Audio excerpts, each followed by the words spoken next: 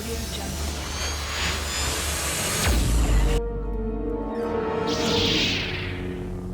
Hello there.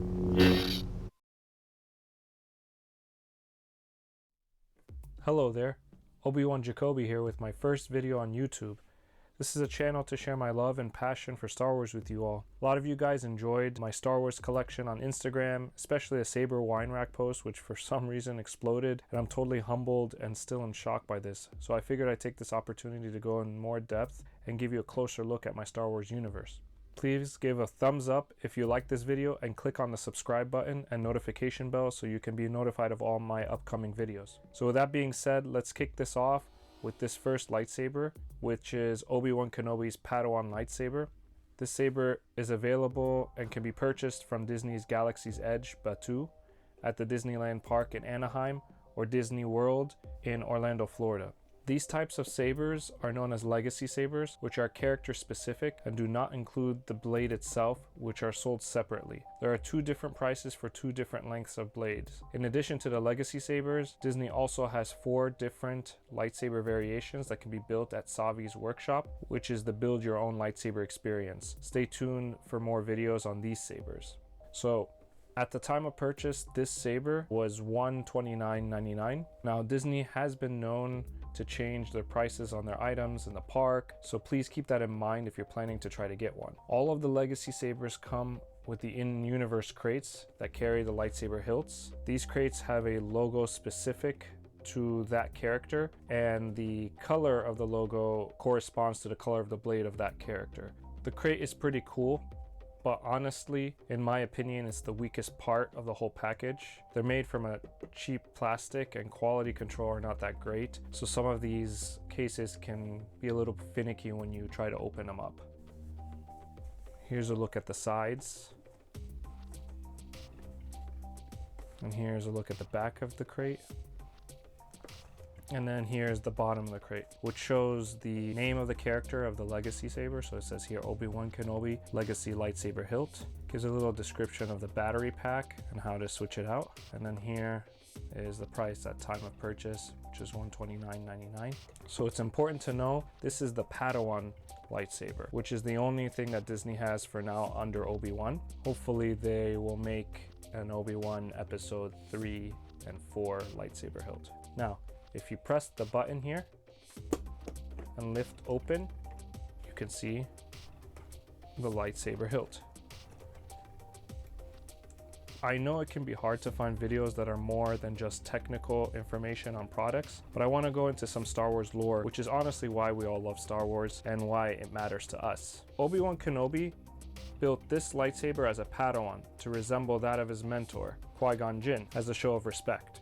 You can see here the similarities between the two lightsabers. This is not a legacy saber. This is Qui-Gon Jinn's master replica's lightsaber. Obi-Wan lost this lightsaber on Naboo when Darth Maul kicked it into a smelting pit. He rebuilt an exact replica that he used up until the start of the Clone Wars when it was taken by the Geonosians. Obi-Wan then created a new design, that later saber, which we see in the original trilogy with the narrow neck, along with the ribbing on the hand grip, which was also the model from which Luke Skywalker constructed and designed his lightsaber. You can see here that this is the top part of Luke Skywalker's lightsaber, which we'll go into another video later on.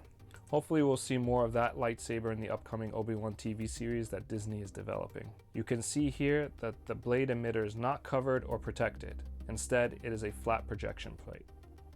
The scalloped hand grip lets Obi-Wan command a firm grasp of his weapon. The hilt length is 28 centimeters, which is 11.02 inches, and the hilt width is 1.96 inches or 5 centimeters in length. And the material is alloy metal. Obviously, the blade color of this Padawan lightsaber is blue. All of these legacy lightsaber hilts are very well constructed and well made in my opinion. The materials used are a combination of metal and high quality plastic that makes the hilt feel very sturdy and pleasant to hold in the hand. Obi-Wan's in particular is actually lighter than the other legacy sabers, which I thought initially I wouldn't like, but it's actually nice to hold and it has a good feeling and a good balance to it. You can see the red button here, which feels like it's made out of metal, as well as the side gold one here, with good attention to detail with these etchings on the actual buttons.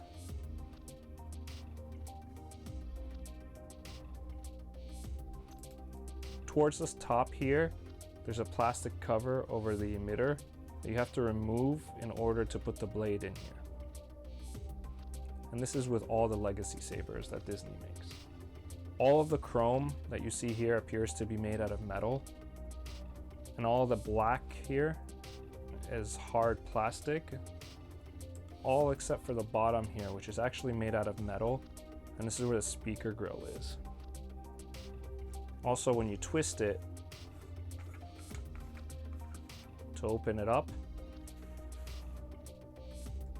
and this is where the battery pack is. You take out this screw and you switch out the batteries. After you do that, put it in here. Very easy to switch out. And they take AA batteries. Now, interestingly, the button to turn on the saber is not this red button, which is in universe, but it's this little black switch here that goes up and down. Obviously, that's not movie accurate. Towards the bottom, you can see that they included a lightsaber clip, so you can actually put this on a belt clip to cosplay or whatever you would like.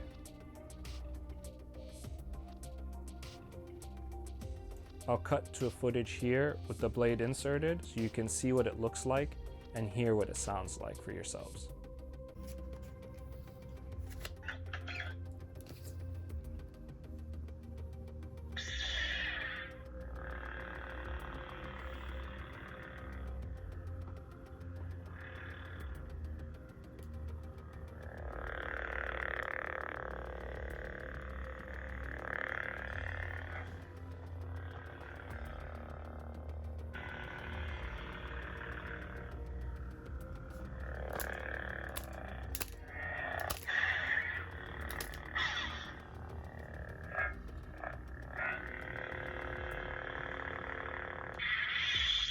The pros of this blade. This is a well-constructed lightsaber, and it being light, I thought initially I would not like, but the lightweight of the hilt makes it easier to hold. It's actually well balanced as compared to the other legacy lightsabers. I love that they included a spot where you can hook it onto your belt clip, which makes it accessible to people who want to just display it or to cosplay it. And the design is spot on.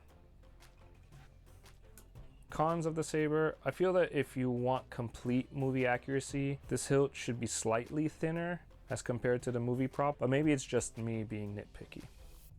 Although they did a decent job with hiding it, the button is a con in my opinion. I would have rather had them have this red button as a twist on and off button, and then you can flush out this and make it just all seamless. Lastly, although I said this was a pro, some may think this hilt to be a little too light as compared with the other lightsabers, so keep that in mind. And you'll notice that the blade, when it's lit up during that footage I showed, has striations in the dark. Also, when you hit the blade for sound effects, I noticed that it's not as sensitive in registering the hits. All in all, this is actually one of the better legacy sabers that Disney has, and a very elegant weapon indeed for a more civilized age. Thank you all for watching my video. Please like and subscribe to the channel and hit the bell notification to be notified of all my upcoming videos as I go in depth with my collection and share my love and passion with Star Wars with you all. I always welcome feedback, so please feel free to leave a comment and any Star Wars lore that is interesting to you. I appreciate all the support from you, and of course,